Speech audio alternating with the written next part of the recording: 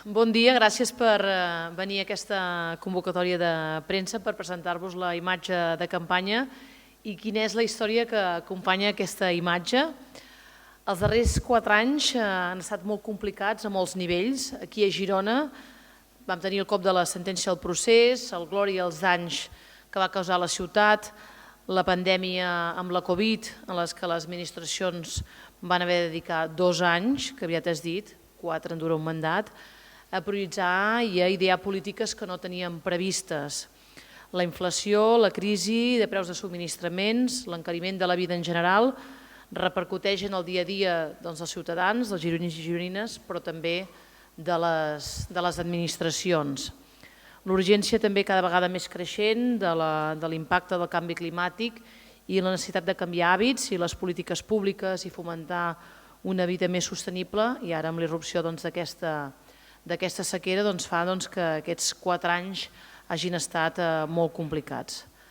Per tant, la Girona del 2023 i la de Girona dels propers 4 anys és molt diferent de la Girona dels darrers 4 anys, la del 2019. Vivim un moment d'inflexió i la Girona dels propers 4 anys necessita noves receptes, nous projectes que estiguin adaptats a les realitats d'avui. Evidentment que cal vetllar pel dia a dia, per la rutina de la gent, la neteja, la seguretat, l'il·luminació, la mobilitat, les zones verdes, els parcs, les voreres, tot això és evident. I el nostre projecte ho preveu tot i ho preveu molt bé, com no podria ser d'una altra manera. Però volem aixecar la mirada, en volem més, volem visió. Creiem que cal mirar cap al futur, perquè Girona sigui la ciutat de referència en producció cultural, en investigació mèdica.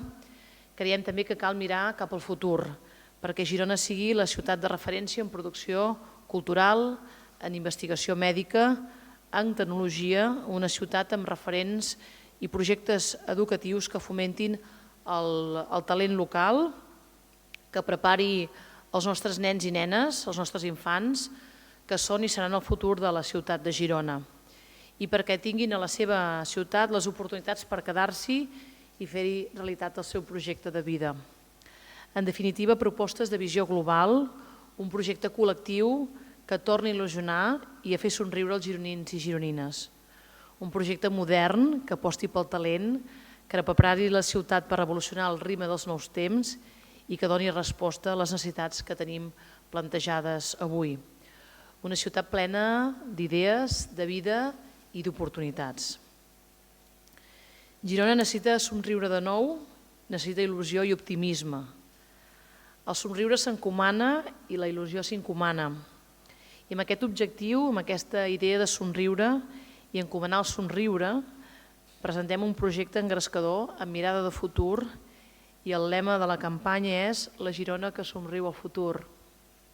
Una Girona que somriu al futur és una Girona que somriu al futur d'una ciutat innovadora, creativa, valenta, connectada, neta, segura, optimista, sostenible, ordenada, acollidora, cuidadora, amable, solidària, generosa, dinàmica, animalista. Però també una Girona que somriu a la gent gran, als barris, al territori, als turistes, als emprenedors, a la vida, als universitaris, als empresaris, als comerciants o als científics.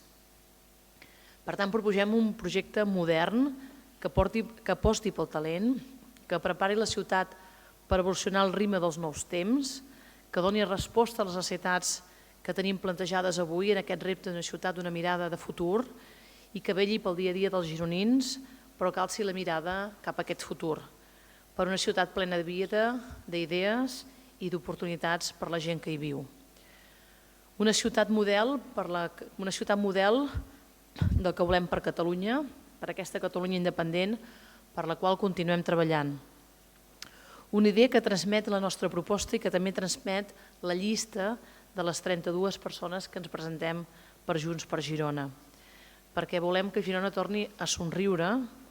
Aquesta és la història que hi ha darrere aquest lema. I ara veureu com serà l'aplicació d'aquest lema.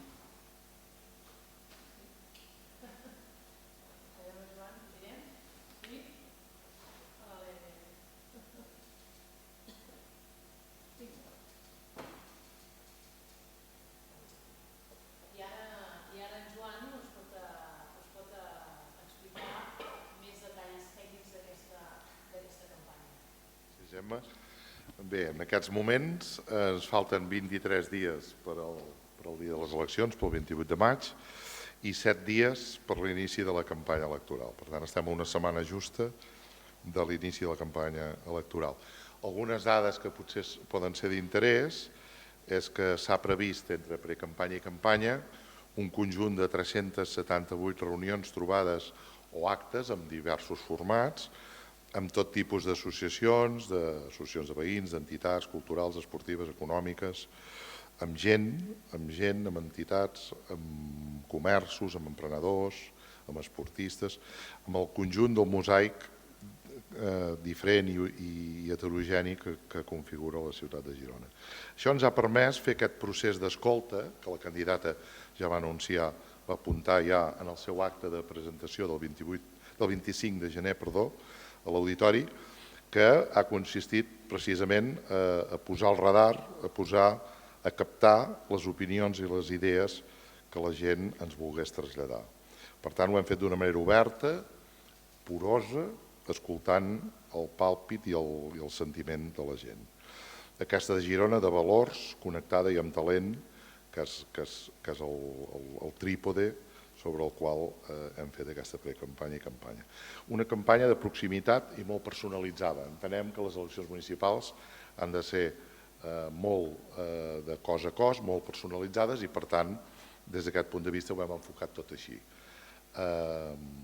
Durant aquesta campanya farem actes també de petit format, farem 28 carpes o paradetes en els diferents barris de la ciutat, estarem a 9 barris, a 31 sectors, 5 de les quals hi haurà directament la candidata, la capçalera, la Gemma Geis, la candidata a l'alcaldia. També farem actes de més gran format, hi haurà un acte d'inici de campanya dijous vinent per arrencar, com dèiem, la campanya electoral, ara estem una setmana. Farem també un inici de campanya gairebé segur a la plaça Independència i des d'aquell moment anireu rebent i anirem donant compte de les diferents propostes que farem. En concret, aquest dilluns vinent, ja hi ha al matí, al migdia, hi haurà una proposta en l'àmbit econòmic que presentarà tant la candidata Gemma Geis com el número 2 de la candidatura, el doctor Xavier Aldeguer. Volem tenir present també el calendari de futbol i de bàsquet, que tenim la sort de tenir molts èxits esportius, i perquè no interfereixi a la darrera campanya, a la darrera setmana de campanya electoral, estem preveient o estem proposant de fer un acte final el dilluns 22 per no interferir ni dimarts, ni dimecres, ni dijous en finals que hi poden haver tant de bàsquet com de futbol i per respecte a la gent i els aficionats intentarem que això sigui compatible i no interferir amb una cosa com aquesta que celebrem tots tant.